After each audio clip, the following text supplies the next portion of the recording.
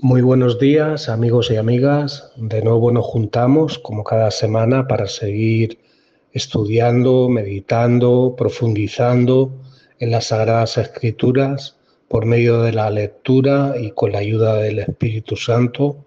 Sabemos que vamos a ser ministrados sin ninguna duda y que la palabra de Dios es necesaria para nuestro diario vivir, porque necesitamos recordárnosla constantemente.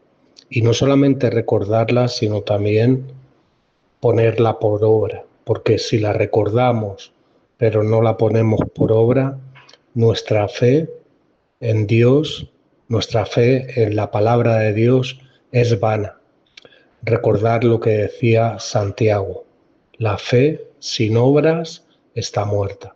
Por tanto, estudiamos la palabra de Dios con el deseo de ser enseñados, pero también con el deseo de poder llevarlo a la práctica, dependiendo siempre de la guianza del Espíritu Santo. Vamos a hablar hoy sobre dos tipos de arrepentimiento.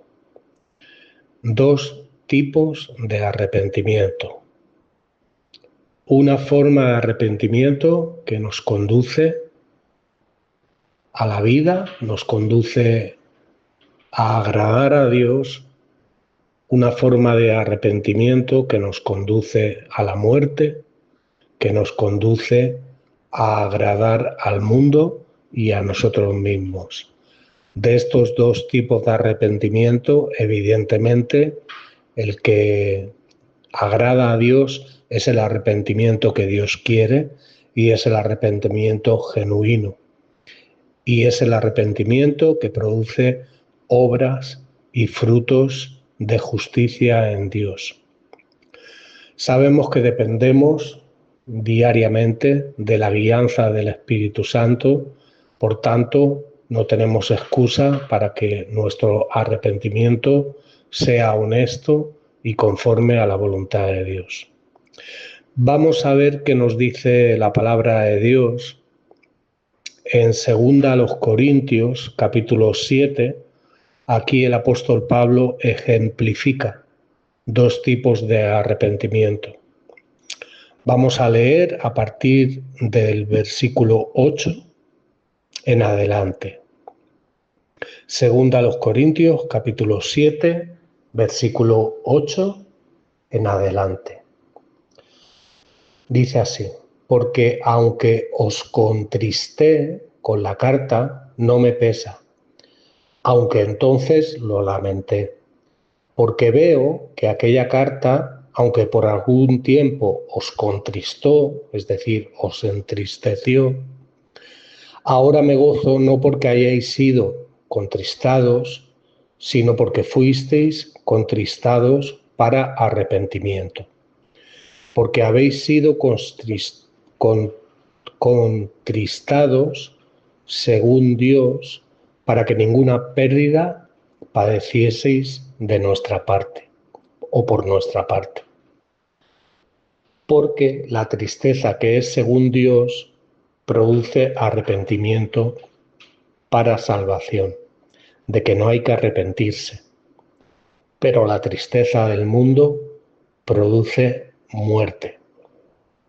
Porque he aquí esto mismo de que hayáis sido contristados según Dios, qué solicitud produjo en vosotros, qué defensa, qué indignación, qué temor, qué ardiente afecto, qué celo y qué vindicación. En todo os habéis mostrado limpios en el asunto. Así que, aunque os escribí, no fue por causa del que cometió el agravio, ni por causa del que lo padeció, sino para que se os hiciese manifiesta nuestra solicitud que tenemos por vosotros delante de Dios. Vamos a parar aquí.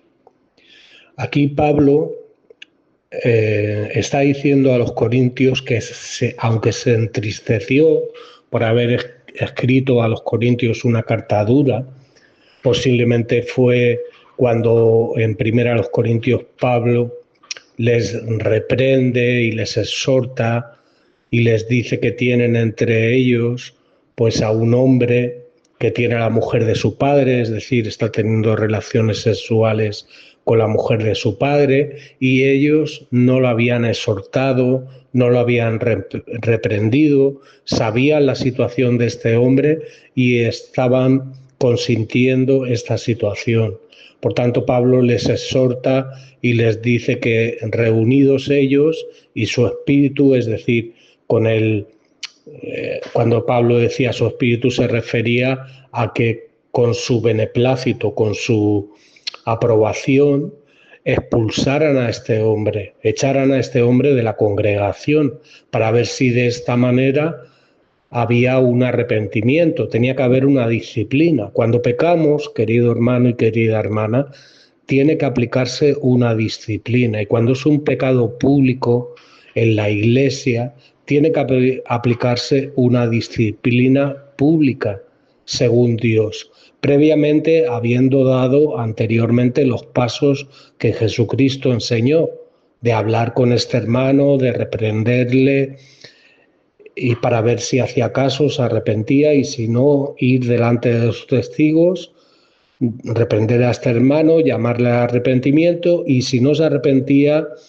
decirlo a la congregación, y si no se arrepentía delante de la congregación, expulsarle y tenerle como un no cristiano, para ver si de esta manera, si realmente había nacido de nuevo, volvía al arrepentimiento. Por tanto, posiblemente Pablo, aquí en esta segunda carta de los Corintios, en este capítulo 7, en base a lo que hemos leído, posiblemente se estaba refiriendo a esta primera a los Corintios, creo que era el capítulo 4 o 5, cuando exhorta a la congregación, ¿no? Y les llama al arrepentimiento a ellos por no haber exhortado a este hermano, por permitir que hubiera este pecado dentro de la congregación. Sabemos que cuando el pastor de la iglesia, el líder de la iglesia, tolera, o los líderes, mejor dicho, toleran pecado dentro de la iglesia, está dañando a todo el cuerpo de Cristo, está dañando a toda la congregación. Por eso Pablo les escribe en 1 Corintios esa reprensión tan dura hacia este hermano que había pecado en relaciones sexuales ilícitas. Pero aquí, en esta segunda a los Corintios, que hay teólogos que dicen que posiblemente esta segunda de los Corintios sea una tercera carta, posiblemente aquí Pablo lo que vemos es que se está alegrando, le está diciendo, lo habéis hecho bien. Me han llegado noticias de que habéis puesto por obra lo que yo os he dicho delante de Dios, y habéis actuado bien, habéis obrado hacia este hermano, la habéis disciplinado, y hubo una corrección. Y aquí Pablo se está gozando, dice el versículo 9 que se goza no porque Pablo les entristeciera con la carta, porque evidentemente a nadie le agrada que le exhorten, que le llamen al orden, que publiquen su pecado, pero era necesario hacerlo. Dice que aunque ellos habían sido entristecidos, fueron entristecidos para arrepentimiento. Fueron entristecidos según la voluntad de Dios, para que ninguna pérdida padeciese de parte de los apóstoles. Pérdida en el sentido de no poner por obra la voluntad de Dios, mediada por medio de los apóstoles. Entonces, versículo 10 dice que la tristeza que es según Dios produce arrepentimiento para salvación. Querido hermano, querida hermana, aunque tú y yo, si hemos nacido de nuevo, hemos sido salvos en Cristo, necesitamos arrepentirnos constantemente cuando pecamos, porque si no lo hacemos, y arrepentimiento es metanoia, es un cambio de mente, es un cambio de actuar, no solo de mente. Cuando dice de mente, se está refiriendo también a un cambio de vida, a un cambio de actuar. El que hurtaba no hurte más, el que mentía no mienta más, y si mentimos, y si robamos, o y si caemos en pecado de fornicación, tenemos que arrepentirnos. Tiene que haber primero una disciplina de parte de Dios, tiene que haber un arrepentimiento genuino, y esto requiere tiempo y requiere que la persona que ha pecado llore. Bienaventurados los que lloran, porque ellos serán consolados. Recordar el sermón del monte, recordar estas palabras. Lloramos por nuestro pecado. ¿Por qué se lamenta el hombre? Lamentése por su pecado, dice la palabra de Dios. Por tanto, esa es la tristeza que agrada a Dios, esa es la tristeza que produce arrepentimiento para salvación. Tenemos que ser salvos diariamente. No porque la salvación se pierda, sino por el testimonio, querido hermano, por acabar bien la carrera. Pablo también decía a los Corintios, en la segunda epístola que estamos, decía que él golpeaba su cuerpo, que lo ponía en servidumbre. No sea que habiendo sido ejemplo para otros, ahora vaya a ser eliminado, querido hermano. El testimonio, el poder decir al final de nuestra vida, he peleado la buena batalla. He terminado la carrera, he guardado la fe. Por lo demás me está reservada la corona de vida que Dios ha prometido a los que le aman. Por tanto, querido hermano, querida hermana, en Cristo, y además el autor de Hebreos, fijaos lo que dice, hablando del Señor Jesucristo como ese sumo sacerdote según el orden de Melquisedec, Jesucristo dice así, bueno, la palabra de Dios, mejor dicho, dice así, hablando sobre Jesucristo, y dice, los otros sacerdotes llegaron a ser muchos debido a que por la muerte no podían continuar, mas este es Jesucristo, por cuanto permanece para siempre, tiene un sacerdocio inmutable, por lo cual puede salvar perpetuamente a los que por él se acercan a Dios, viviendo siempre para interceder por ellos, querido hermano, querida hermana. Esta es la confianza que podemos tener en Dios. No solamente tenemos que creer la palabra de Dios, sino que tenemos que creer y abrazar a Dios. Tenemos que intimar con Dios. Tenemos que conocer a Dios. Conocer y entender a Dios. No se alabe el sabio en su sabiduría, y ni el fuerte en su fortaleza. Alábese en esto el que se hubiere de alabar, en entenderme y conocerme, porque esto es lo que Dios quiere, querido hermano. Y Dios quiere que cuando tú y yo, como hijos de Dios, caemos en pecado, vayamos al arrepentimiento. Dios quiere que cuando somos exhortados en disciplina por parte de los líderes de la Iglesia, vayamos al arrepentimiento, que confesemos nuestras pecados, nuestras ofensas, decía Santiago. Confesar vuestras ofensas, decía Santiago, unos a otros, y orar unos por otros para ser sanados, querido hermano. No hay tal cosa que pequemos contra un hermano. Primero estamos pecando contra Dios, eso en primer lugar. Recordad Salmo 51, contra ti solo he pecado, decía David a Dios, y he hecho lo malo delante de tus ojos, para que seas reconocido justo en tu palabra y tenido por puro en tu juicio. Por tanto, recordemos, querido hermano, que aunque tenemos una nueva vida en Cristo, en nuestra carne, en nuestro cuerpo de pecado, tenemos que hacer morir cada día. Y cuando no hacemos morir y pecamos, tiene que haber un arrepentimiento que conduce a la vida. Porque el arrepentimiento, que es según el mundo, conduce a la muerte. ¿Cuál es el arrepentimiento que es según el mundo? Pues que esta persona a la cual Pablo exhortó en una carta anterior no se hubiera arrepentido, pero no arrepentido de su pecado, sino arrepentido de, he sido quitado de mi puesto de responsabilidad en la iglesia, ¿qué van a hablar de mí? Cuánto me están insultando, me están criticando por haberse hecho público este pecado. Ese es un arrepentimiento que conduce a la muerte. Ese es un arrepentimiento que no produce los frutos de justicia que Dios quiere. Por tanto, recordemos, hermano, Dios está delante del Padre perpetuamente intercediendo por nosotros. Dios está eternamente, por supuesto, pero está perpetuamente en cuanto a que nuestra vida tiene un final. Nuestra vida terrenal, querido hermano y querida hermana, va a tener un final. Tarde o temprano vamos a estar delante de la presencia de Dios y vamos a rendir cuentas delante de Dios. Y nuestro testimonio como hijos y como hijas de Dios tiene que ser un testimonio agradable a Dios.